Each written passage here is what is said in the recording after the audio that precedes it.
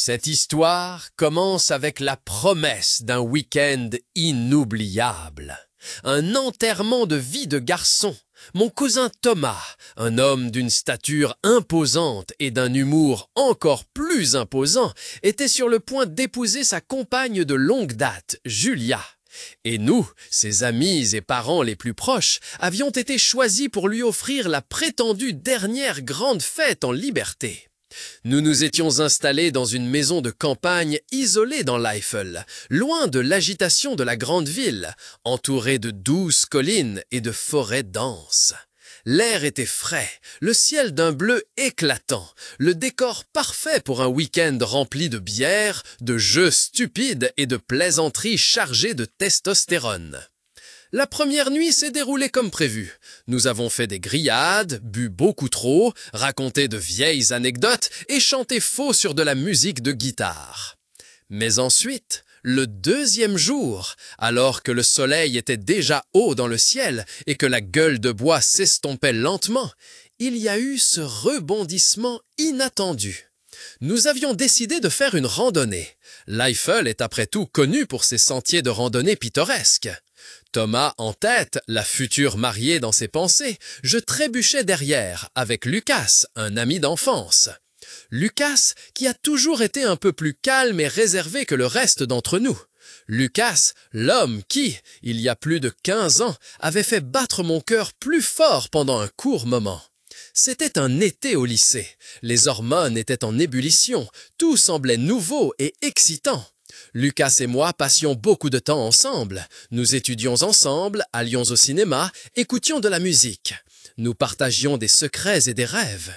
Et puis, un soir, après un concert, nous nous sommes embrassés.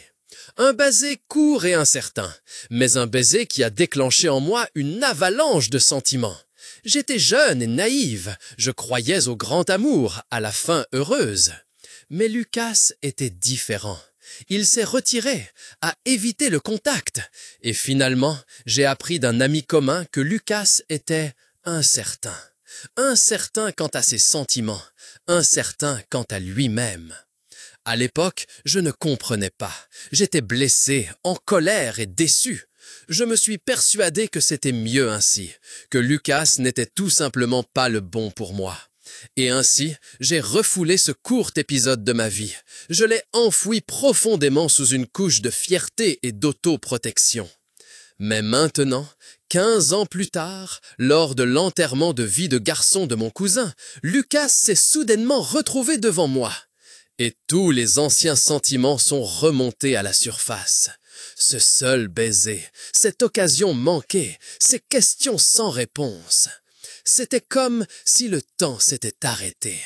Alors que nous marchions à travers la forêt, côte à côte, mais pourtant si loin l'un de l'autre, une vague de nostalgie m'a envahi. J'observais Lucas du coin de l'œil, ses rides d'expression autour des yeux, la façon dont il repoussait sans cesse ses cheveux de son front. Il avait vieilli, bien sûr, mais il avait toujours cette aura particulière, cette mélancolie dans ses yeux qui m'avait déjà tellement fasciné à l'époque. Et puis, soudain, il s'est arrêté. « Tu te souviens ?» a-t-il demandé doucement.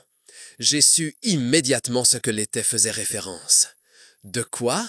ai-je tenté de faire l'innocente, mais ma voix tremblait légèrement. « De l'été de cette année-là. Du concert, du baiser. » Ses yeux cherchaient les miens.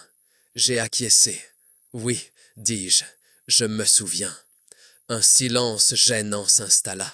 Les oiseaux gazouillaient dans les arbres, le vent bruissait dans les feuilles. Le monde autour de nous continuait d'exister, tandis que nous étions prisonniers de notre passé. J'étais un idiot à l'époque, dit finalement Lucas. J'étais jeune et j'avais peur. Peur de ce que les gens diraient, peur de ce que je ressentais moi-même. Je le regardais, le comprenais soudainement mieux. À l'époque, dans les années 90, il n'était pas aussi facile de vivre ouvertement son homosexualité. La société était moins tolérante, la pression plus forte. L'homosexualité était souvent un sujet tabou, associé à la honte et à la condamnation. C'était l'époque où les paragraphes 175 et 175A du Code pénal étaient encore en vigueur, criminalisant les actes sexuels entre hommes. Ces lois, bien qu'assouplies au fil du temps et finalement abrogées, reflétaient l'attitude sociétale prédominante. La crise du sida, qui a culminé dans les années 80, a également contribué à la stigmatisation des homosexuels. La peur et l'ignorance ont conduit à la discrimination et à l'exclusion. Beaucoup d'hommes gays vivaient dans le secret par peur du rejet et de la persécution.